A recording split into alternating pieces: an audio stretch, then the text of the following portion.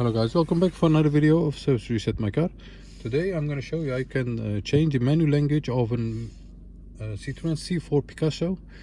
Somebody asked me about it and mailed me about it on how to change this.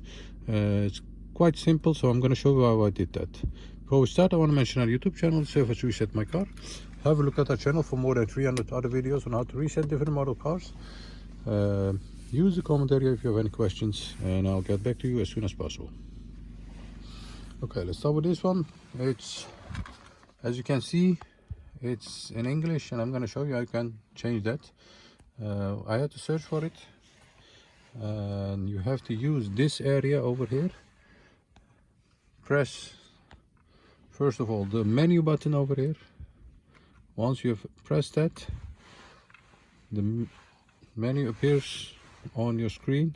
You can go to the left or to the right. Use the middle one, the personalization of configuration. Press OK. Then, as you can see, the last one is change of language, choice of language. Press down, press OK to enter, and different languages are over here, and choose your desired one and confirm by pressing the OK button. Once you have done that, as you can see, the language has changed.